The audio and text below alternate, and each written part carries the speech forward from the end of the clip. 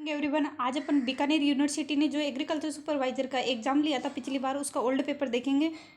अभी 2022 में भी बीकानेर यूनिवर्सिटी ने एग्रीकल्चर सुपरवाइजर या फार्म मैनेजर, टेक्निकल असिस्टेंट इनकी पोस्ट निकाली है। इसलिए पिछले पेपरों में से क्वेश्चन आने की बहुत ज़्यादा संभावना बनती है। तो यहाँ पे अपन एग्रीकल्चर सुपरवाइजर का ओल्ड पेपर सोल्व कर रहे हैं। तो जो यूनिवर्सिटी ने एग्ज़ाम लिया था, इसके लिए 2 घंटे का आपके पास समय होता है और पूर्णांक 200 होता है। 200 नंबर का पेपर होता है। प्रत्येक क्वेश्चन 2 नंबर का होता है। माइनस मार्किंग 1/3 होती है। यहाँ पे अपना फर्स्ट क्वेश्चन है कि सौंफ की फसल में पोटास की कितनी मात्रा डाली जाती है। ऑप्शन है 0 किलोग्राम प्रति हेक्टेयर के, या 20 किलोग्राम प्रति हेक्टेयर, 40 किलोग्राम प्रति हेक्टेयर, या 60 किलोग्राम प्रति हेक्टेयर। तो जो सौंफ होती है उसकी फसल में पोटास की मात्रा, मतलब NPK होता है जिसमें के होता है, पोटेशियम होती है, उसकी मात्रा 0 किलोग्राम प्रति हेक्टेयर के हिसाब से डाला जाता है। नेक्स्ट मतलब उसके पोटास की मात्रा यूज नहीं लेते हैं सौंफ की फसल में। नेक्स्ट क्वेश्चन है कि राजेंद्र क्रांति किसकी किस्म है। ऑप्शन है मेथी, सौंफ, जीरा, धनिया। तो जो राजेंद्र क्रांति वैरायटी है वो मेथी की है।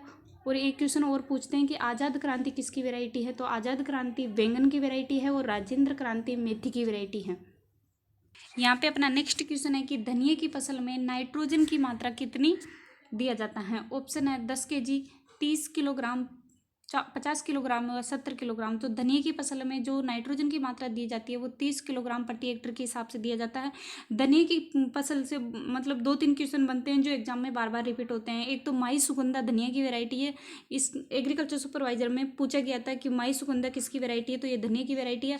अभी हाल फिलहाल में AAO का एग्जाम हुआ था, असिस्टेंट एग्रीकल्चर ऑफिसर का एग्जाम 28 मई को हुआ था। उसमें पूछा था कि धनिया के जो बीज होते हैं उसके तेल, जो सूखे बीज होते हैं उनमें तेल की मात्रा कितनी होती है। तो उनमें तेल की मात्रा होती है 0.1 से 1% धनिया के सूखे बीजों में तेल की मात्रा होती है। ये क्वेश्चन आप अलग से आपकी नोटबुक में लिख लो ताकि आगे एग्जाम के लिए आपको हेल्प करे। नेक्स्ट क्वेश्चन है कि बरसीम की किस फसल पर, मतलब बरसीम की वृद्धि किस तापमान पर कम या रुक जाती है या फूल आना प्रारंभ हो जाता है।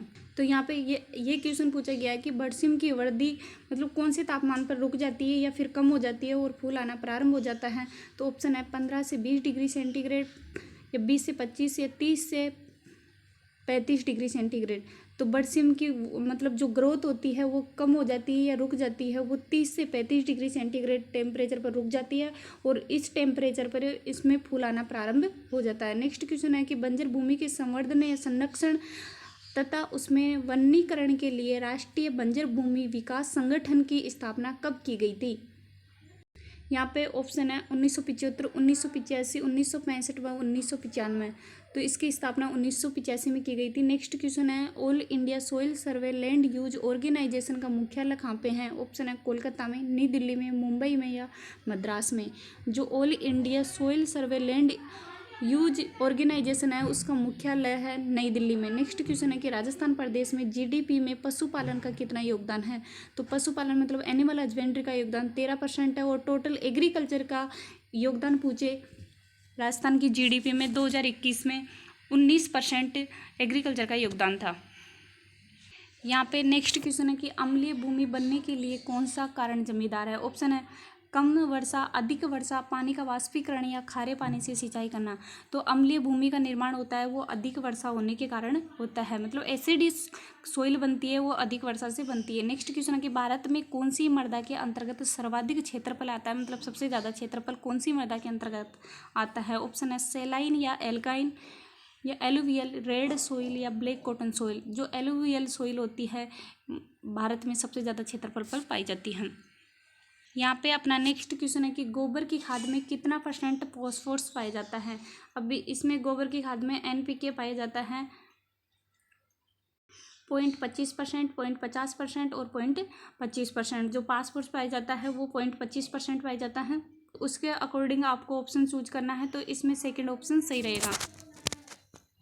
यहाँ पे नेक्स्ट क्वेश्चन है कि राजस्थान में कितने एग्रो क्लाइमेट जोन है। तो राजस्थान में 10 एग्रो क्लाइमेट जोन है। नेक्स्ट क्वेश्चन है कि चूरे जो चरी होती है और बरसीम, धान और मटर की फसल चक्र मतलब क्रॉप रोटेशन क्या है। तो इसके लिए क्रॉप रोटेशन है 200%। इसका अलग से वीडियो डला हुआ है कि क्रॉप रोटेशन कैसे निकालते हैं। क्रॉप रोटेशन का मतलब होता है फसल को अदल बदल कर बोना, जैसे कि डीप रूट के बाद में लो रूट वाली क्रॉप बोना, दलहनी फसलों के बाद में अनाज वाली फसलें बोना, ये इसके क्रॉप रोटेशन के प्रिंसिपल होते हैं। आप प्ले लिस्ट में जाके इसका वीडियो देख सकते हैं, जिससे कि आपको क्रॉप रोटेशन निकालने में आसानी रहे। नेक्स्ट क्वेश्चन है कि निम्न में से कौन सी खाद ड्रिप विधि के द्वारा देना उपयुक्त नहीं है।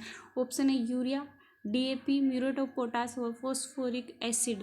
डीएपी है वो ड्रिप विधि द्वारा देना उपयुक्त नहीं है। यहाँ पे अपना नेक्स्ट क्वेश्चन है कि राजस्थान में कुल कितनी पंचायत समिति है। तो राजस्थान में 237 पंचायत समिति है। नेक्स्ट ऑप्शन है सीता किसकी किस्म है। तो ये सीता है, ये चावल की वैरायटी है। ये ध्यान रखिएगा, एग्जाम में बहुत बार पूछते हैं कि सीता किसकी वैरायटी है। तो ये चावल की वैरायटी है, राइस। यहाँ पे अपना नेक्स्ट क्वेश्चन है कि निम्न में से कौन सी किस्म पालक की नहीं है। ऑप्शन है पूसा ज्योति, पूसा पालक, पूसा चिकना या ऑल ग्रीन। जो पालक की वैरायटी कौन सी नहीं है, यहाँ पे ये पूछा गया। तो पूसा चिकना है, ये पालक की वैरायटी नहीं है।